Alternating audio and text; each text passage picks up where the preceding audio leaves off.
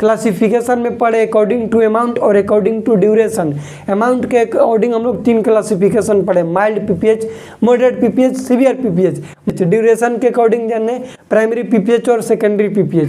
Primary PPH में हम लोग जाने कि विद इन 24 आवर्स जो भी ब्लीडिंग का लॉस होता है उसको बोला जाता है प्राइमरी पीपीएच। सेकेंडरी पीपीएच बोला जाता है उसको जो कि 24 आवर्स के बाद अप टू 42 डेज तक होता है, उसको बोला जाता है सेकेंडरी पीपीएच। प्राइमरी पीपीएच का 2 टाइप्स होता है, थर्ड स्टेज पीपीएच और true PPH. Third stage PPH का मतलब होता है कि बिफोर प्लासेंटा डिलीवरी कोई भी हेमरेज देखने के लिए मिलेगा उसको बोलते हैं third stage PPH. True PPH बोलते हैं जो भी प्लासेंटा डिलीवरी के बाद पोस्टमार्टम हेमरेज देखने के लिए मिले उसको बोलते हैं ट्रू पीपीएच। ऑफ पीपीएच क्या क्या कारण है पीपीएच होने का, उसमें हम लोग पढ़े 4T।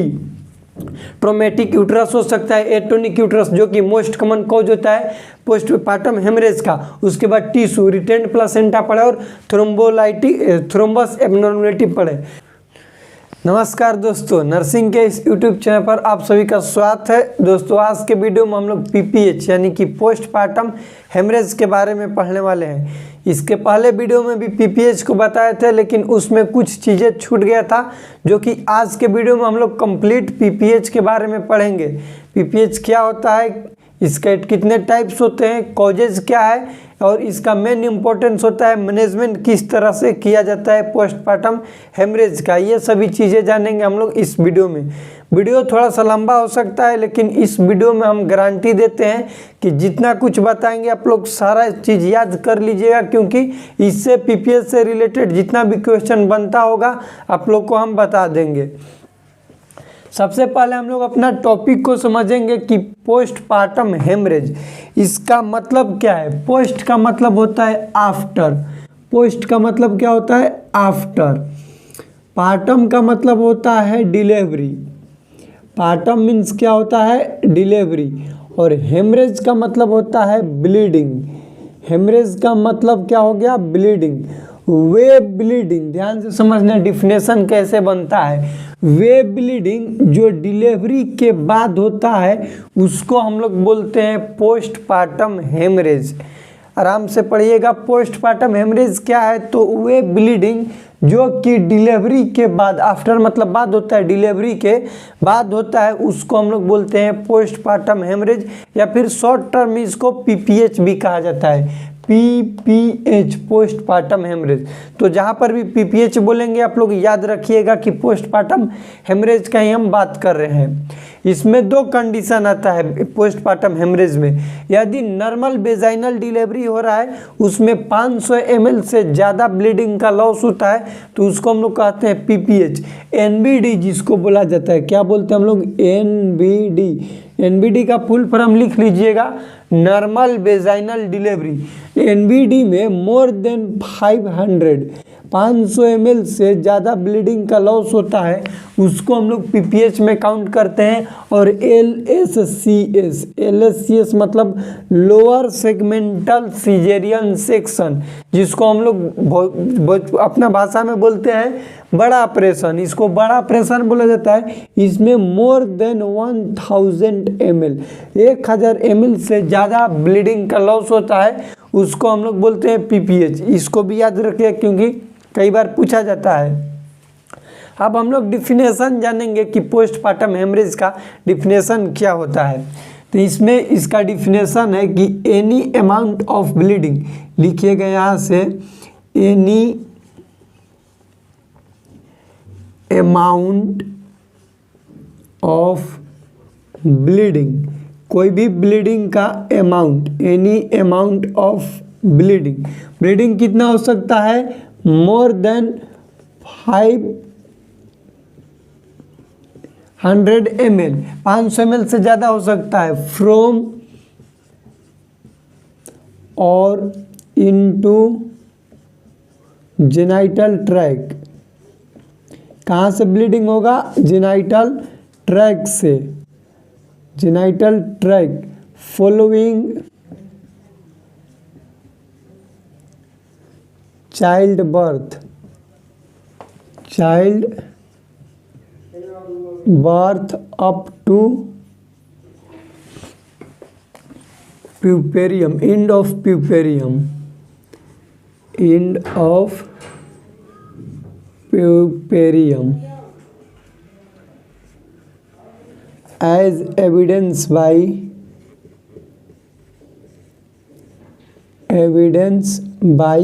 hypotension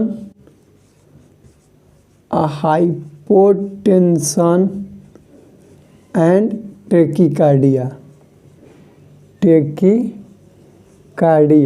हाइपोटेंशन का मतलब कि बीपी का कम हो जाना, बीपी क्या हो जाएगा, डिक्रीज होगा। और टेकिकार्डिया का मतलब पल्स इंक्रीज होगा, पल्स रेट क्या होगा, पल्स रेट इंक्रीज होगा। हम लोग डिफिनेशन को समझेंगे। लिखें एनी अमाउंट ऑफ ब्लीडिंग, कोई भी ब्लीडिंग का अमाउंट कितना भी हो सकता है, लेकिन हम कब कहेंगे पोस्टपार्टम हेमरेज, जब 500 ml से ज़्यादा होगा। तो वहीं लिखें कि any amount of bleeding 500 ml से ज़्यादा हो रहा है फ्रॉम और इनटू जेनाइटल ट्रैक। देखो ध्यान से समझना, जेनाइटल ट्रैक कहने का मतलब फीमेल रिप्रोडक्टिव सिस्टम, क्योंकि पोस्टपार्टम हेमरेज फीमेल में होता है, मेल में तो होता नहीं है।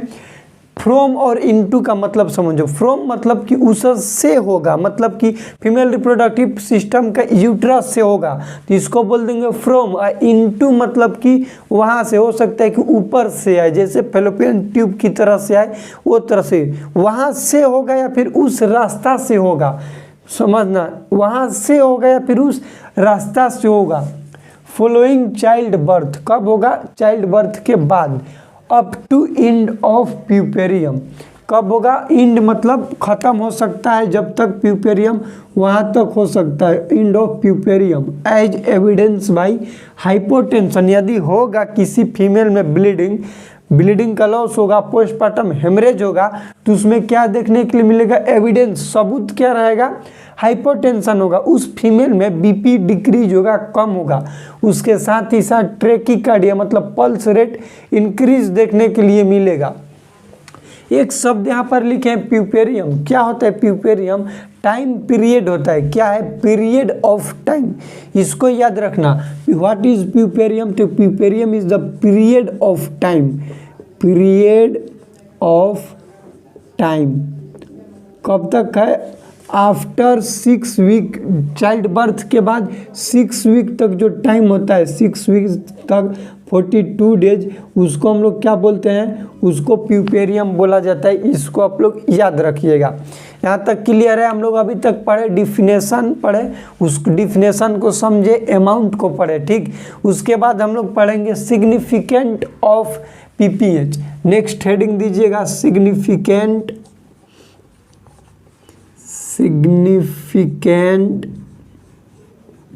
ऑफ पीपीएच, पोस्टपार्टम हेमरेज का क्या सिग्निफिकेंट है, तो सिग्निफिकेंट में लिखना हाइपोटेंशन एंड टैकीकार्डिया। उसके बाद क्या होता है ना कि जो पीपीएच है 4 to 6% होता है क्लिनिकल प्रेगनेंसी में, क्लिनिकल प्रेगनेंसी क्या है, प्रेगनेंसीज। देखो 4 to 6%, यानी इसका इंसिडेंस रेट भी बोल सकते हैं। इंसिडेंस क्या है, 4 to 6% फीमेल में ही सिर्फ होता है। ये नहीं कि हर वो फीमेल जो प्रेग्नेंट है और डिलीवरी दे रही है, लेबर हो रहा है, हर एक फीमेल में ही हो सकता है पीपीएच, तो ऐसा नहीं है। कितने परसेंट, यदि हम 100 के काउंट करें तो 100 में हो सकता है कि 4 या फिर 6 फीमेल में ही देखने के लिए मिलेगा पीपीएच, बाकी सब फीमेल नॉर्मल रहेगी। उसको हम लोग बोल देंगे इंसिडेंस रेट, ठीक। अब हम लोग जानेंगे क्लासिफिकेशन ऑफ पीपीएच, जो कि इम्पोर्टेंट है, और इसके क्लासिफिकेशन से रिलेटेड ही एग्जाम में क्वेश्चन बहुत सारा बनता है ना। अगला हेडिंग दीजिएगा, classification of PPH. Classification of PPH, postpartum haemorrhage का क्या क्लासिफिकेशन है, तो हम लोग 2 क्लासिफिकेशन पढ़ते हैं। एक तो पढ़ते हैं अकॉर्डिंग टू ब्लीडिंग लॉस, जो अमाउंट है ब्लड का कितना लॉस हो रहा है उसके अकॉर्डिंग पढ़ते हैं, और एक पढ़ते हैं टाइम पीरियड यानी कि ड्यूरेशन के अकॉर्डिंग।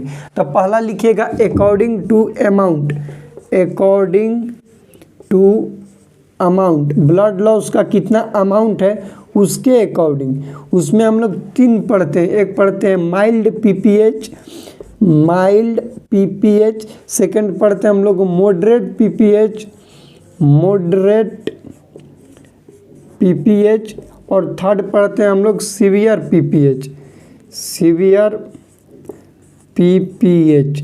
माइल्ड पीपीएच हम उसको कहेंगे जब ब्लीडिंग का अमाउंट 500 ml से लेकर के 1000 ml तक होगा, यानी कि 500 से लेकर 1000 ml तक ब्लीडिंग का लॉस होगा, उसको हम लोग बोलते हैं माइल्ड पीपीएच। मॉडरेट पीपीएच बोलेंगे 1000 से लेकर के 2000 ml तक ब्लड का लॉस होगा, उसको बोलेंगे मॉडरेट पीपीएच। और सीवियर बोलेंगे मोर देन 2000 ml ब्लड का लॉस होगा, उसको बोलेंगे हम लोग severe PPH. According to amount है, इसको याद रखिएगा। सेकेंड हम लोग इसके टाइप्स पढ़ते हैं अकॉर्डिंग टू ड्यूरेशन। तो सेकेंड टाइप्स लिखिएगा according to duration, according to duration. Duration के अकॉर्डिंग क्या क्या टाइप्स है, तो अकॉर्डिंग टू ड्यूरेशन इसके 2 टाइप्स होते हैं। एक होता है प्राइमरी पीपीएच, प्राइमरी पीपीएच, और एक होता है सेकेंडरी पीपीएच, सेकेंडरी पीपीएच।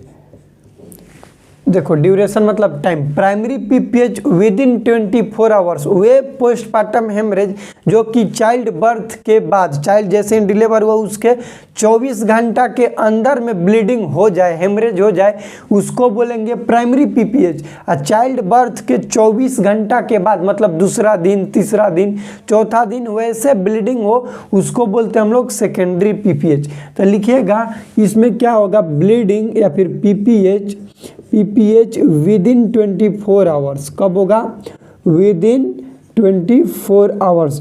24, यही ऑब्जेक्टिव में क्वेश्चन आता है कि पीपीएच के किस टाइप में 24 आवर्स के अंदर यदि ब्लीडिंग हो रहे तो कौन सा टाइप्स बोलेंगे, प्राइमरी पीपीएच, सेकेंडरी पीपीएच। तो आप लोग बोलेंगे प्राइमरी पीपीएच। सेकेंडरी पीपीएच कब होगा, आफ्टर 24 आवर्स। कब होगा, after 24 hours, up to 42 days, 42 दिन तक कभी भी हो सकता है। इंड ऑफ पिपेरियम लिखे थे ना, 42 दिन तक कभी भी हो सकता है, इसको भी याद रखिएगा।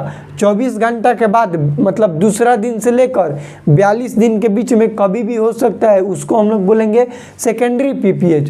प्राइमरी पीपीएच कब बोलेंगे, जब 24 घंटा के अंदर ही हेमरेज हो जाएगा, ब्लीडिंग होगा, उसको बोलते हैं हम लोग प्राइमरी पीपीएच।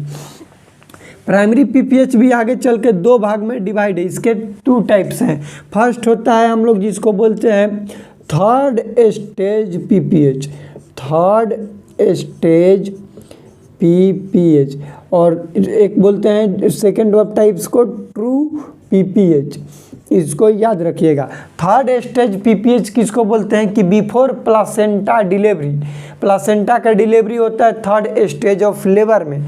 इसको लिख लीजिएगा कहीं पे कि जब प्लासेंटा का डिलीवरी किस स्टेज ऑफ लेबर में होता है। वैसे लेबर का 4 गो स्टेज होता है, लिखना चाहेंगे तो लिख लीजिएगा। लेबर के 4 स्टेज होता है। फर्स्ट स्टेज स्टार्ट होता है ट्रू पेन से, क्या कब से, ट्रू पेन से लेकर के full dilation of cervix. Full dilation cervix का होता है 10 सेंटीमीटर, यानी कि जब से पेन हुआ वहाँ से लेकर के सर्विक्स के डायलेशन 10 सेंटीमीटर डायलेट होगा, उसको बोलते हैं हम लोग first stage of labour. Second stage होता है सर्विक्स के डायलेशन से स्टार्ट होगा 10 सेंटीमीटर से और एंड होगा फिटस के डिलीवरी। तो क्वेश्चन ये भी आता है कि फिटस का डिलीवरी किस स्टेज ऑफ लेबर में देखने के लिए मिलता है, तो बोलेंगे सेकेंड स्टेज ऑफ लेबर में। स्टार्ट कब होता है तो सर्विक्स के डायलेशन से, एंड कब होता है तो फिटस के डिलीवरी से। थर्ड स्टेज ऑफ लेबर कब होता है तो फिटस के डिलीवरी के स्टार्टिंग से, वहाँ से लेकर फिटस डिलीवर जैसे हुआ third stage of labour start हो गया।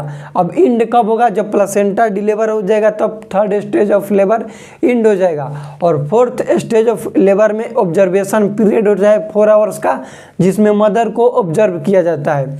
तो थर्ड स्टेज ऑफ लेबर में क्या होता है, प्लासेंटा का डिलीवर होगा, लेकिन प्लासेंटा के डिलीवरी से पहले यदि हेमरेज हो जाए देखने के लिए, ब्लीडिंग मिले, तो उसको बोलते हैं हम लोग थर्ड स्टेज ऑफ लेबर, तो इसमें sorry third stage of PPH, labour नहीं, तो इसमें क्या लिखेंगे, before placenta delivery, before placenta delivery.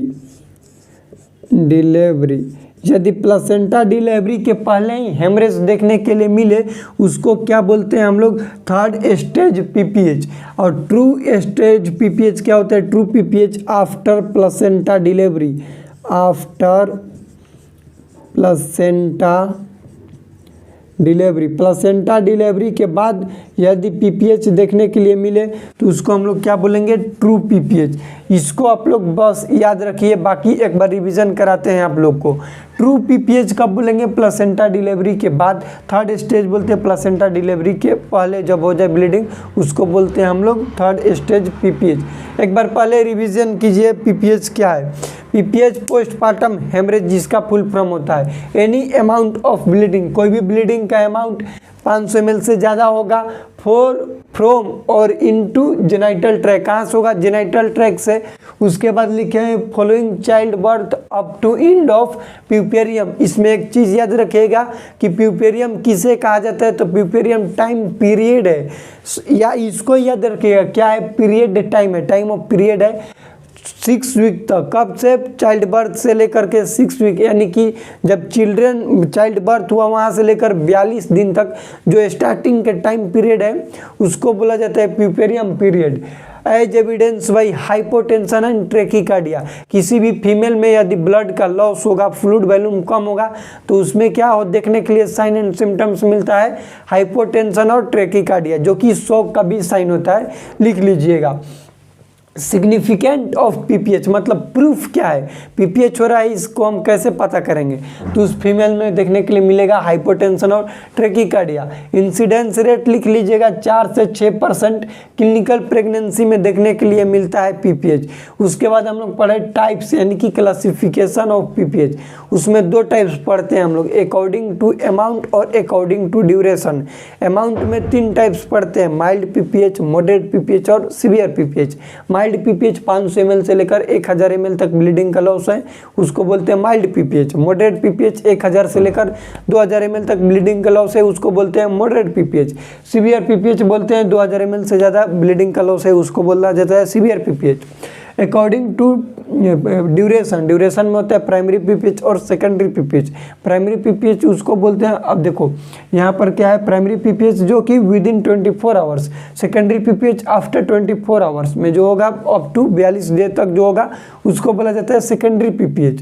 Primary PPH आगे चल के ये भी प्राइमरी पीपीएच आगे 2 भागों में डिवाइड है, third stage PPH, true stage PPH. True PPH third stage यानी कि प्लेसेंटा डिलीवर से पहले ही हेमरेज हो गया उसको बोलेंगे थर्ड स्टेज। प्लेसेंटा डिलीवर हो गया उसके बाद देखने के लिए मिलेगा उसको हम लोग क्या बोलते हैं, तो उसको बोला जाता है ट्रू पीपीएच। यहाँ तक क्लियर।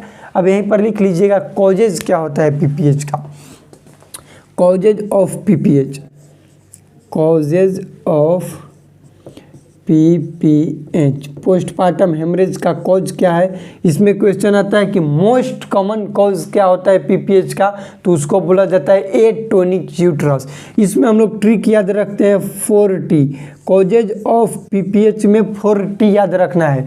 पहला टी का मतलब होता है atonic uterus, atonic uterus. First T का मतलब एटोनिक यूट्रस। सेकेंड टी का मतलब होता है traumatic uterus, traumatic uterus. Second T का मतलब होगा ट्रोमेटिक यूट्रस।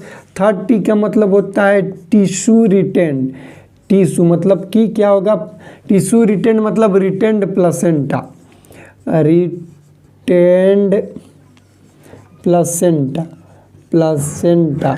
और फोर्थ टी का मतलब होता है थ्रोम्बस एबनॉर्मलिटी, थ्रोम्बस एबनॉर्मलिटी।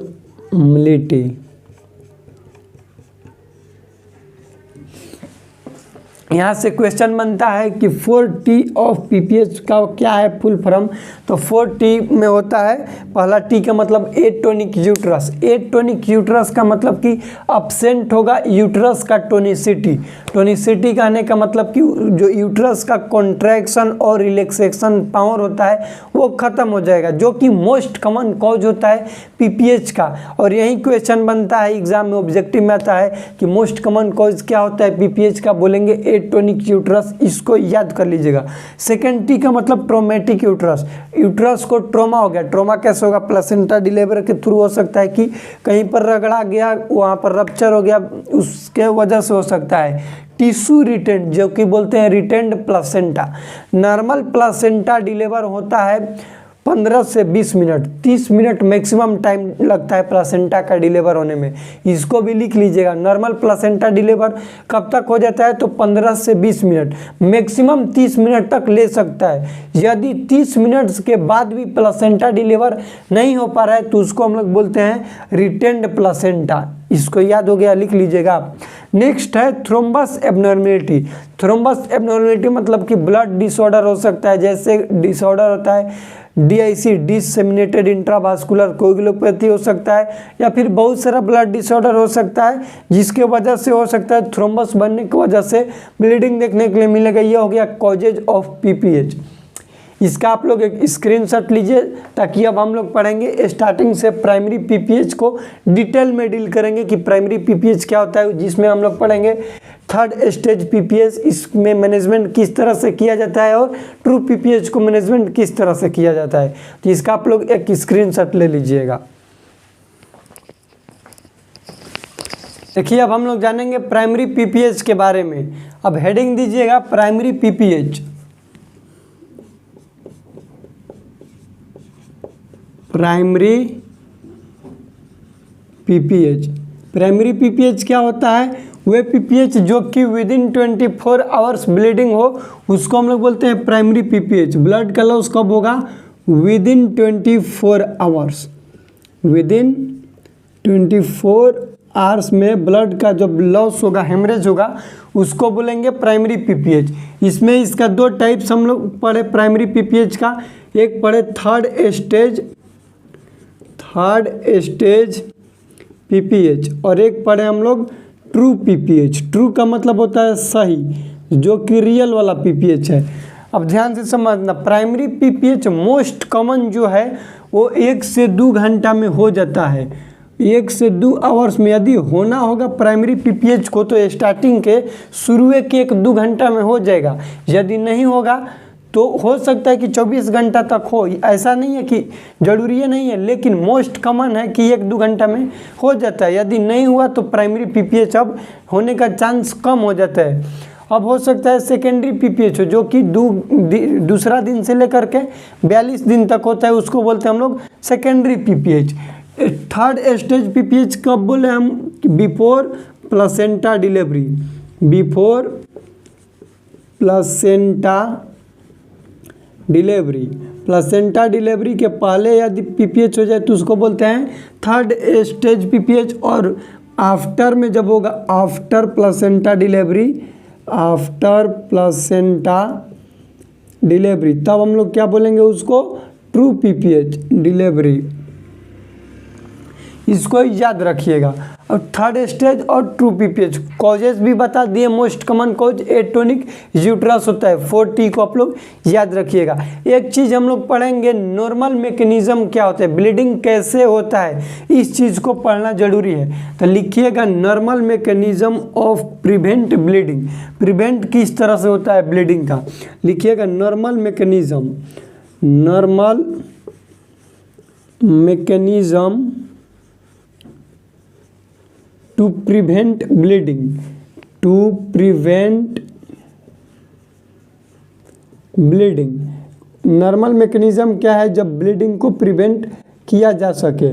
तो वो क्या होता है, यदि प्लेसेंटा डिलीवर हुआ तो सबसे पहले क्या होगा, after placenta delivery, after placenta delivery, placenta delivery हो गया, उसके बाद क्या होता है, ब्लड वेसल्स ओपन हो जाता है। तो क्या लिखेंगे कि open blood vessels, blood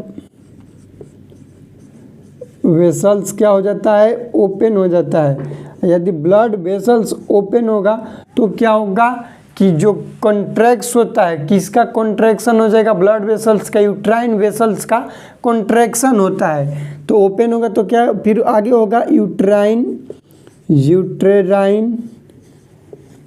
vessels का कॉन्ट्रैक्शन होता है, कॉन्ट्रैक्शन। और कॉन्ट्रैक्शन यानी कि कॉन्ट्रैक्ट होगा, सिकुड़ेगा, और सिकुड़ेगा तो क्या करेगा, कहीं पर दबाव लगाएगा।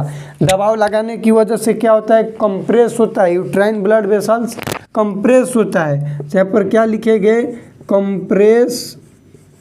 Compression of uterine vessels.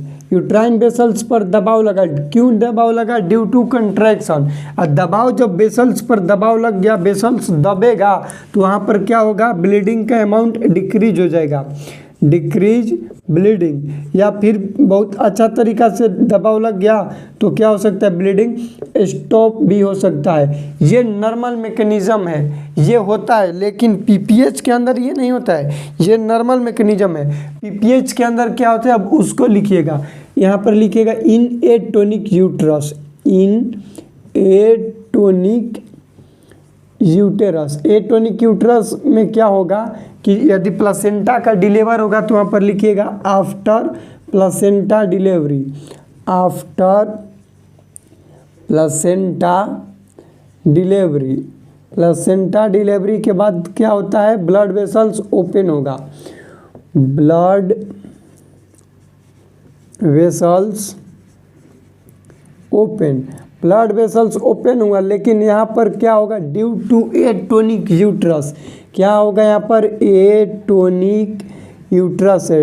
Uterus कैसा है, एटोनिक है, तो no uterine contraction, no uterine contraction, contraction है। यदि कॉन्ट्रैक्ट नहीं होगा तो दबाव पड़ेगा वेसल्स पर भैया, नहीं पड़ेगा, तो क्या होगा, नो कंप्रेशन, कंप्रेशन नहीं होगा यूट्राइन ब्लड वेसल्स पर on vessels, compression on blood vessels of uterus या फिर यूट्राइन ब्लड वेसल्स। और कंप्रेशन नहीं होगा तो क्या होगा, ब्लीडिंग होते रहेगा, ब्लीडिंग कंटिन्यू ब्लीडिंग होते रहेगा। तो ये मैकेनिज्म का, या फिर हम लोग बोल सकते हैं पैथोफिजियोलॉजी की तरह है। ये नॉर्मल मैकेनिज्म है कि किस तरह से ब्लीडिंग होता है और किस तरह से नहीं होता है।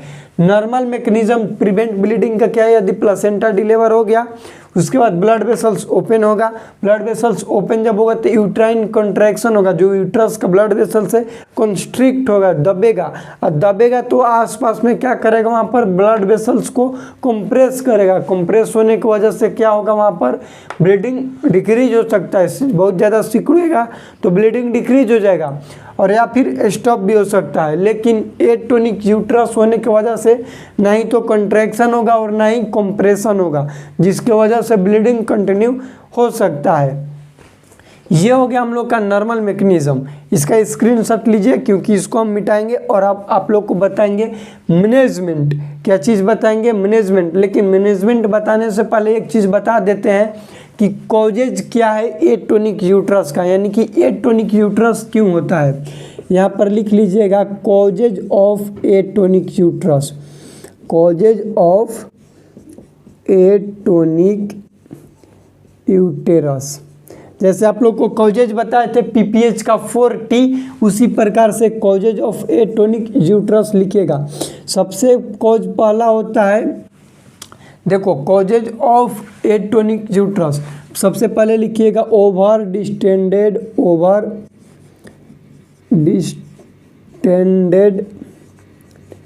यूटेरस। यूट्रस किस तरह से हो जाएगा, ओवर डिस्टेंड होने का कारण क्या हो सकता है भैया, मल्टीपल प्रेगनेंसी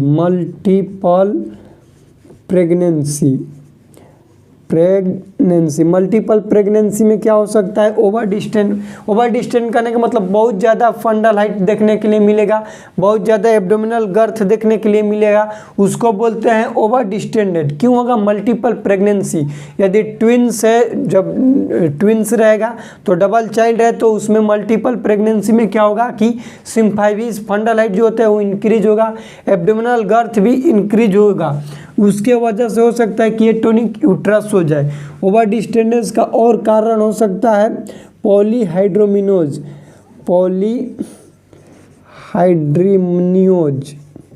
पॉलीहाइड्रोमिनोज कहने का मतलब कि एमनियोटिक फ्लूइड मोर than 2000 ml, amniotic fluid 2000 ml से ज़्यादा हो जाएगा, उस कंडीशन को बोलते हैं हम लोग पॉलीहाइड्रोमिनोज।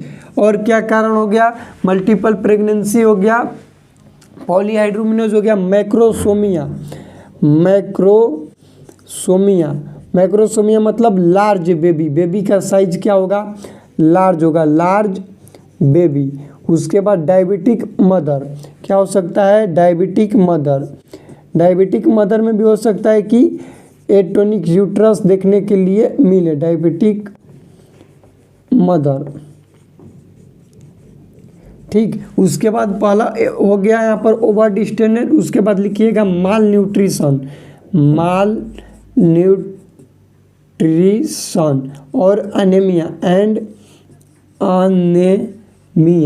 इसको आप लोग लिखिए, कॉजेज ऑफ एटोनिक यूट्रस का क्या क्या कारण है, तो हो गया माल न्यूट्रिशन भी हो सकता है, एनीमिया भी हो सकता है, ओवर डिस्टेंडेड यूट्रस हो सकता है, ग्रैंड मल्टीपारा हो सकता है, ग्रैंड मल्टीग्रेविडा। ग्रैंड मल्टीग्रेविडा का मतलब मोर देन 4 टाइम्स क्या है, प्रेग्नेंट मदर हुई है तो उसमें भी एटोनिक यूट्रस देखने के लिए मिल सकता है। ये हम आप लोग को क्या बताएं, कॉजेज बताएं एटोनिक यूट्रस का, क्योंकि मोस्ट कॉमन पीपीएच का कॉज होता है एटोनिक यूट्रस। अब हम लोग जानेंगे ना कि आखिर एटोनिक क्यों हो रहा है, तो एटोनिक होने का कारण क्या हो सकता है कि ओवर डिस्टेंडेड प्लस यूट्रस, मतलब कि ट्विंस प्रेगनेंसी है, ओवर डिस्टेंड हो गया यूट्रस, जब ओवर डिस्टेंड होगा तो उसको बढ़िया से कॉन्ट्रैक्शन या रिलैक्शन करने के लिए स्पेस नहीं मिलेगा, उसके वजह से हो सकता है। हाँ, एमनियोटिक फ्लूइड नॉर्मल होता है 600 से 800 ml, 2000 ml हो गया, हो सकता है भैया कि बहुत ज़्यादा यूट्रस भर गया, फील हो गया, तो उसको कंट्रैक्शन और रिलैक्शन करने का स्पेस नहीं मिलेगा, उसके वजह से हो सकता है। मैक्रोसोमिया, बेबी बड़ा हो गया, साइज उसका लंबा हो गया, शरीर बड़ा है, उसमें भी हो सकता है। डायबिटिक मदर में भी हो सकता है, माल न्यूट्रिशन मदर में हो सकता है, जिसमें एनेमिक मदर है उसमें भी हो सकता है। ग्रैंड मल्टीग्रेविडा कहने का मतलब 4 टाइम्स ले जो ज़्यादा मदर कंसीव की है, प्रेग्नेंट हुई है, उसको बोला जाता है ग्रैंड मल्टीग्रेविडा, उसमें भी चांस है एटोनिक यूट्रस होने का। इसका एक स्क्रीनशॉट लीजिए ताकि आप लोग को अब हम बताएं। मैनेजमेंट ऑफ प्राइमरी पीपीएच, जिसमें हम लोग बात करेंगे पहले 3rd स्टेज पीपीएच को, स्क्रीनशॉट ले लिए होंगे। अब हम लोग बात करेंगे management of 3rd stage PPH, यहीं पर लिखेंगे उसका मैनेजमेंट, किस तरह से मैनेजमेंट किया जाता है 3rd स्टेज पीपीएच को।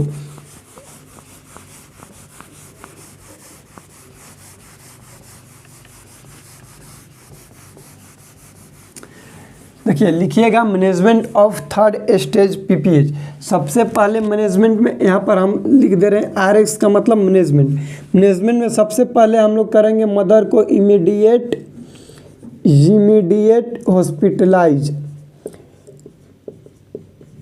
हॉस्पिटलाइजेशन टू पेशेंट, या फिर मदर को क्या करेंगे, सबसे पहले हॉस्पिटलाइज करेंगे, उसके बाद वाइटल मॉनिटर करेंगे, उसका वाइटल साइन मॉनिटर करेंगे, वाइटल साइन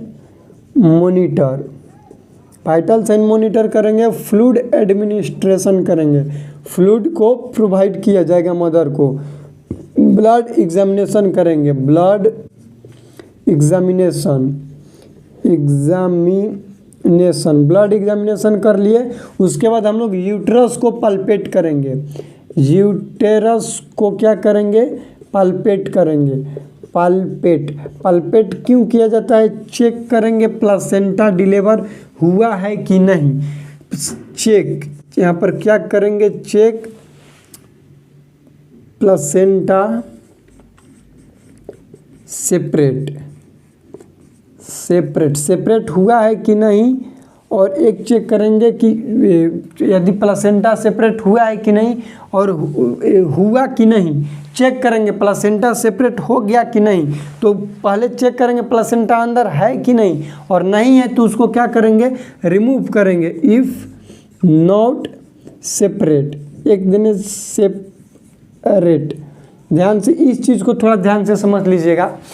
सबसे पहले हम लोग बाई मैनुअल करेंगे, जैसे फंडल प्रेशर होता है, कंट्रोल कोड ट्रैक्शन होता है, उससे चेक करेंगे प्लासेंटा अंदर है कि नहीं। प्लासेंटा के प्रेजेंटी चेक किया जाता है, किससे चेक करेंगे? फंडल प्रेशर से। फंडल प्रेशर, मदर के फंडस पर प्रेशर ऐसे अप्लाई करके और चेक करेंगे कि प्रेजेंट है कि नहीं प्लासेंटा। ठीक, उसके बाद चेक किया जाता है CCT, control code traction. Control code traction ये मेथड है प्लासेंटा के प्रेजेंटी चेक करने का। इससे प्लासेंटा को चेक करेंगे, यदि है तो क्या करेंगे? उसको रिमूव करेंगे। कैसे रिमूव करेंगे? Placenta if not separate placenta separate नहीं है, प्लासेंटा सेपरेट नहीं है तो कैसे करेंगे? मैनुअली प्लासेंटा को रिमूव करेंगे। प्लासेंटा को रिमूव ऑफ प्लासेंटा को क्या करेंगे? रिमूव करेंगे। किससे करेंगे? मैनुअल रिमूवल करेंगे। उसके बाद कर दिए। ठीक, अब हम लोग क्या करेंगे? मदर को देंगे ऑक्सीटोसिन, इसको लिखिएगा, ऑक्सीटोसिन प्रोवाइड करेंगे। मदर को ऑक्सीटोसिन 10 इंटरनेशनल यूनिट IM दिया जाता है। क्वेश्चन आता है कि drug of choice PPH, postpartum haemorrhage का ड्रग ऑफ चॉइस क्या है? तो उसको बोला जाता है ऑक्सीटोसिन। ये क्वेश्चन एग्जाम में बहुत बार आया हुआ है और आगे भी आने के इसका चांस है, तो इसको याद रखिएगा। Drug of choice PPH, postpartum haemorrhage में कौन सा ड्रग को दिया जाता है? मोस्ट कॉमन, मतलब इसका ड्रग ऑफ चॉइस क्या है? तो उसको बोलते हैं ऑक्सीटोसिन। कितना दिया जाता है? 10 इंटरनेशनल यूनिट IM दिया जाता है। इसको याद रखिएगा। ये हम लोग बात कर लिए कि इसको थर्ड स्टेज PPH को। अब हम लोग बात करेंगे ट्रू PPH के मैनेजमेंट किस तरह से किया जाता है। ट्रू PPH थोड़ा सा कॉम्प्लिकेटेड है, इसका नाम ही है ट्रू, मतलब एक्चुअल PPH। तो इसको अब हम लोग बात करेंगे। इसका स्क्रीनशॉट आप लोग ले लीजिएगा।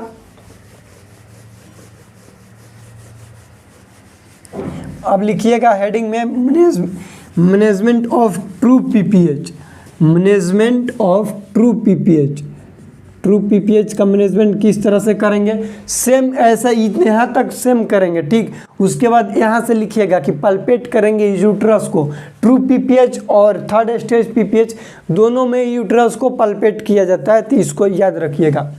पल्पेट करेंगे यूट्रस को, पल्पेट यूट्रस को पल्पेट किए। यदि यूट्रस सॉफ्ट फील हो रहा है और मान लो कि हार्ड फील हो रहा है, यदि हार्ड फील हो रहा है, ट्रू PPH किसको बोला जाता है? प्लासेंटा डिलीवरी के बाद। प्लासेंटा डिलीवरी हो गया, फिर भी अंदर हार्ड फील हो रहा है, पल्पेट किए यूट्रस को, तो ये इंडिकेट करेगा ट्रोमेटिक यूट्रस को। हार्ड फील होगा तो क्या इंडिकेट करेगा? It indicate traumatic uterus.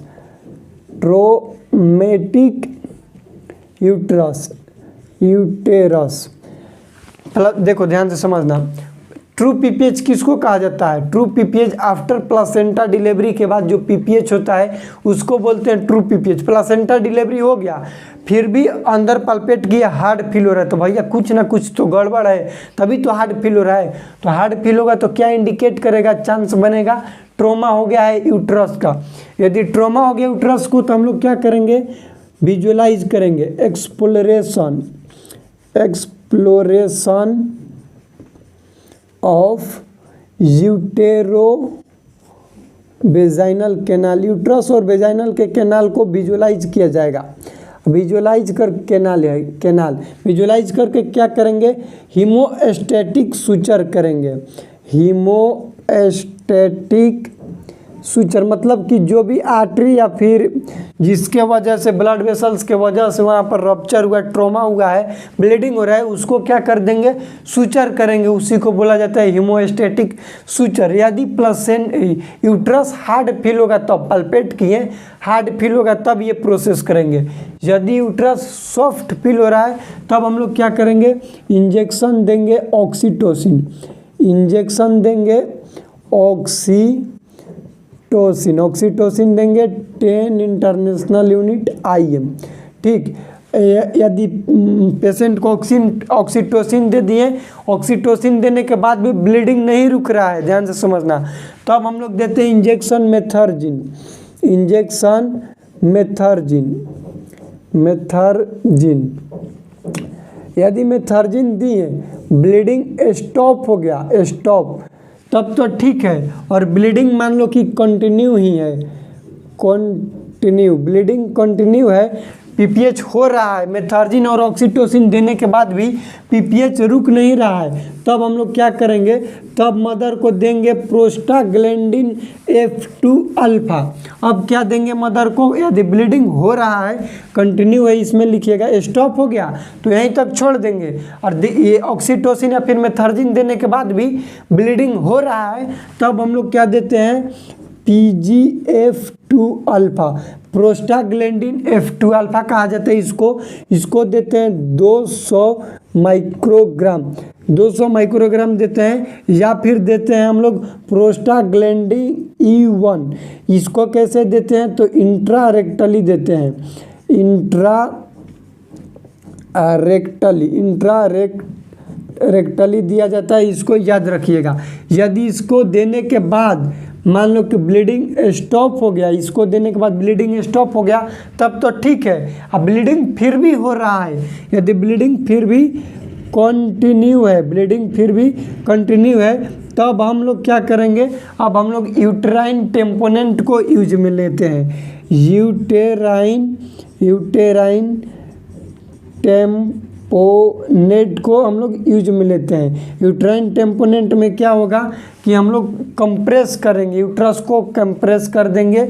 उसके बाद एक बैलून आता है जिसको बोला जाता है बेकरी बैलून, और वो क्वेश्चन एग्जाम में आया हुआ है, इसलिए आप लोग को यहाँ तक हम बताने की कोशिश कर रहे हैं। यदि यूटेराइन टेम्पोनेंट के यूज में लेंगे तो क्या करेंगे, सबसे पहले कंप्रेस करेंगे यूट्रस को, क्या करेंगे, पहले कंप्रेस करेंगे यूट्रस को, कंप्रेस यूटेरस पहला हो गया, कंप्रेस करेंगे यूट्रस को। सेकंड इसमें क्या कर सकते हैं, बैलून को यूज में लिया जाता है, बैलून को यूज में लिया जाता है। उस बैलून का नाम होता है बकरी बैलून या फिर कैथेटर, इसी को कैथेटर भी बोलते हैं, कैथेटर।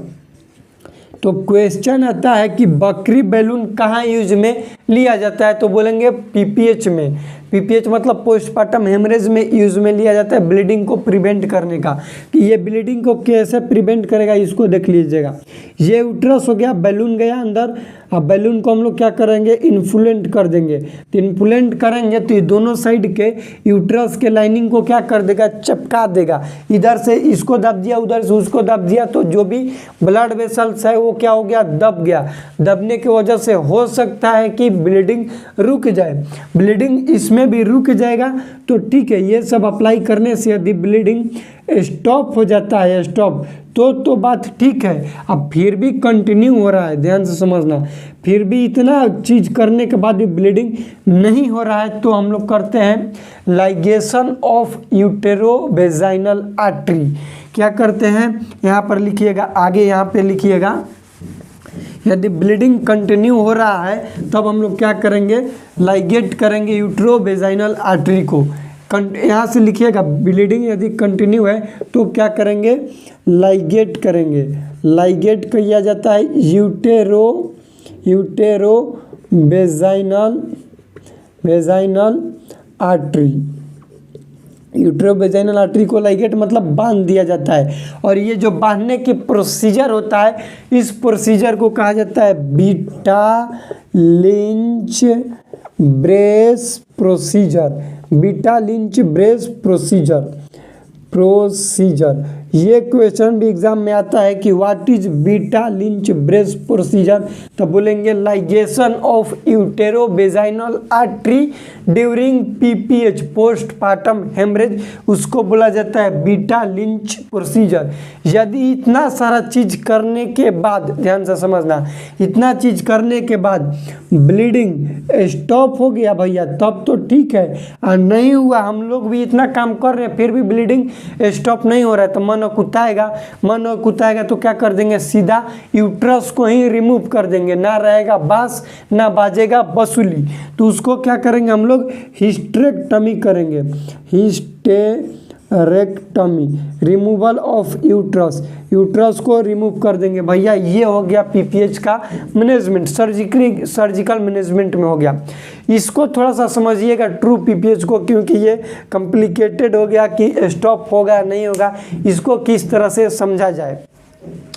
समझिए, सबसे पहले हम लोग क्या करते हैं, ट्रू पीपीएच के मैनेजमेंट में यूट्रस को पल्पेट करते हैं। यूट्रस को पल्पेट किए, यदि यूट्रस हार्ड फील होगा, प्लासेंटा डिलीवर हो गया फिर भी हार्ड फील हो रहा है, इसमें कुछ ना कुछ गड़बड़ी है। गड़बड़ी कहने का मतलब हो सकता है कि इंडिकेट करेगा ट्रोमेटिक यूट्रस को, इंडिकेट करेगा हार्ड फील होगा, तो उसको हम लोग विजुअलाइज करेंगे यूट्रोवेजाइनल कैनाल को।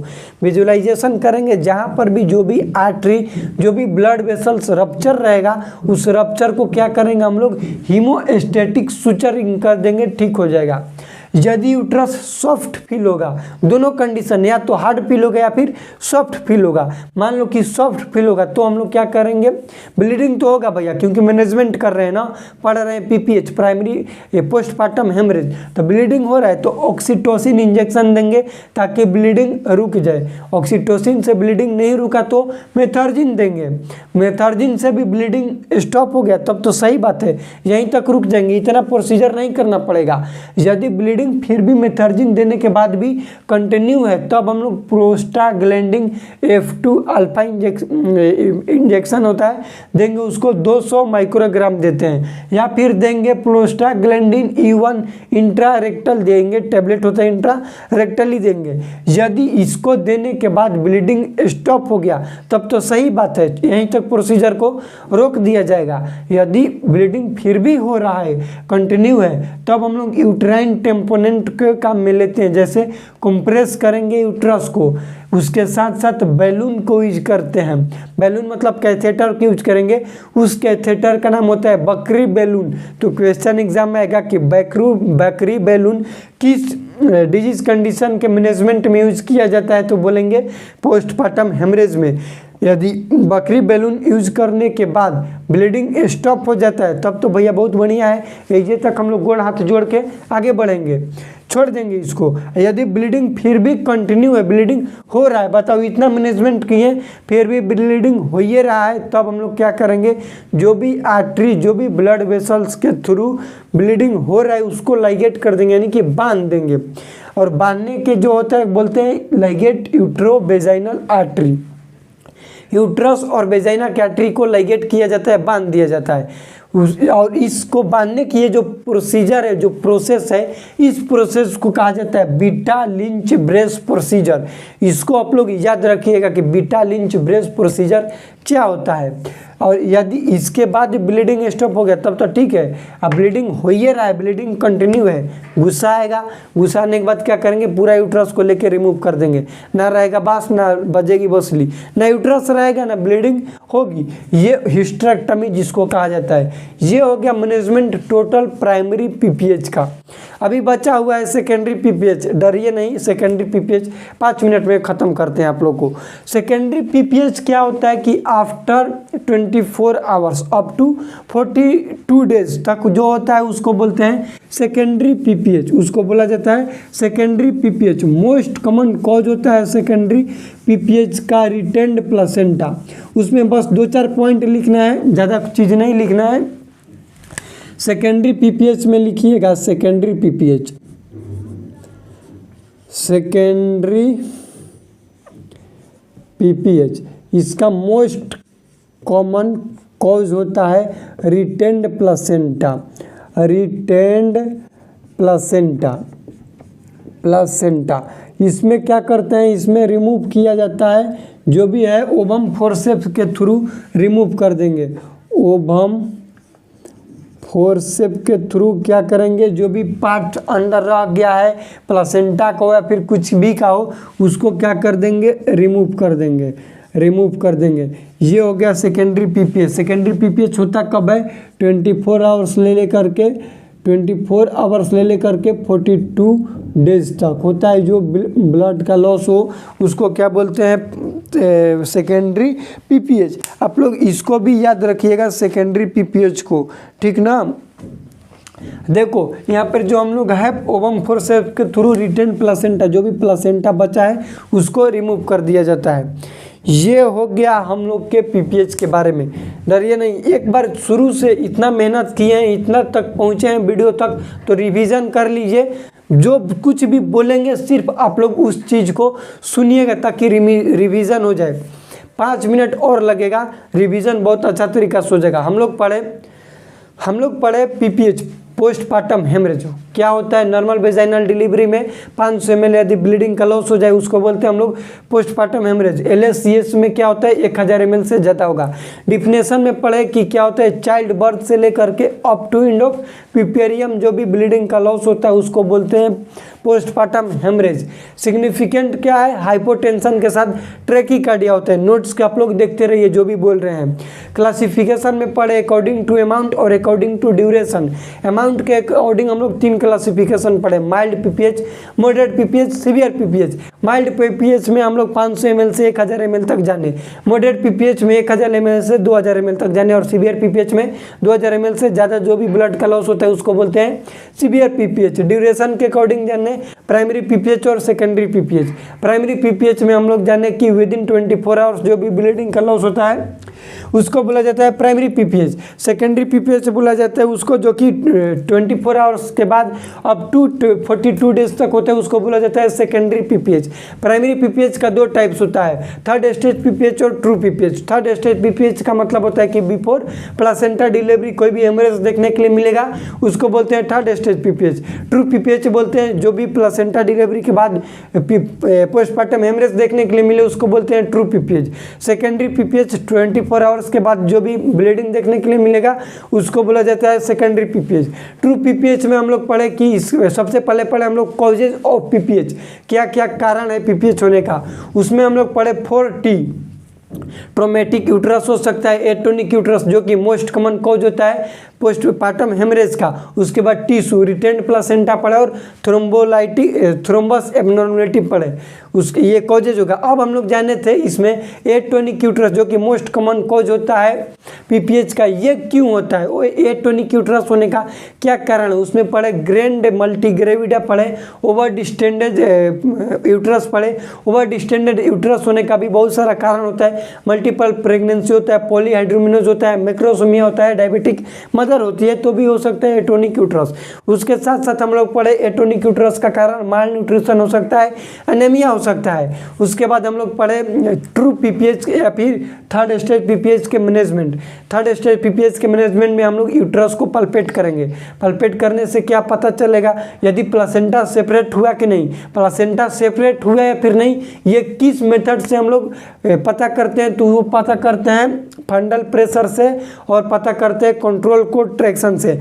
यदि प्लासेंटा सेपरेट नहीं हुआ है तो उसको रिमूव कैसे करते हैं, बाई मैनुअली, मतलब कि हाथ से रोटेटिंग मैनर में रिमूव करते हैं, उसको बोलते हैं by manually removal of placenta. यहाँ तक क्लियर।